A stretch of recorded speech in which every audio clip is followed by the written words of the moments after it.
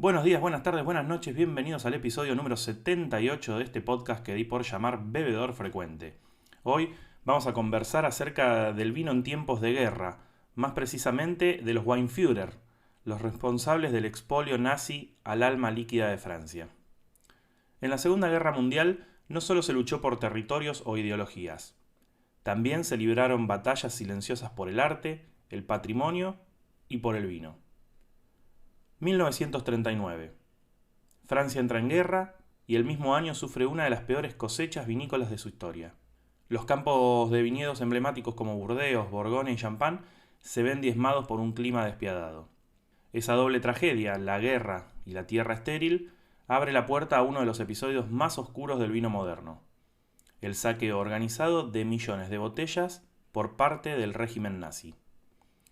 El Tercer Reich tenía claro que el vino francés era mucho más que una bebida. Era símbolo de sofisticación, de cultura y de prestigio. Fue Hermann Göring, uno de los líderes más poderosos del régimen, quien impulsó el robo sistemático de las mejores etiquetas francesas. Göring no solo consumía los vinos, también los coleccionaba y los usaba como regalo diplomático. Así, el vino se convirtió en un botín de guerra con sabor a revancha y dominación cultural. Para organizar este saqueo líquido, los nazis crearon una figura clave, el Weinführer, o líder del vino, quienes eran enviados especiales con conocimientos del negocio vinícola instalados en cada región francesa de renombre. Uno de los nombres justamente más conocidos fue el de Otto Klebisch, encargado de la zona de la Champaña y cuñado del mismísimo von Ribbentrop, el ministro de Relaciones Exteriores de Hitler. Bajo su mando, más de 2 millones de botellas fueron enviadas a Berlín en los primeros meses de ocupación. Otros, como Hans Fischbock, con poder administrativo, ayudaban a blanquear el robo legalmente. Incluso Göring mismo pedía listas detalladas con las bodegas más prestigiosas. Los Weinführer actuaban con la autoridad de un Estado ocupante, disfrazando sus acciones de acuerdos comerciales, cuando en realidad se trataba de confiscaciones forzadas. Estos oficiales eran los encargados de supervisar la extracción, catalogación y envío de las botellas desde cada una de las principales regiones vinícolas de Francia. Pero no eran simples soldados, eran técnicos, enólogos, comerciantes experimentados e incluso algunos con vínculos familiares o laborales con la industria vitivinícola alemana o francesa desde antes de la guerra.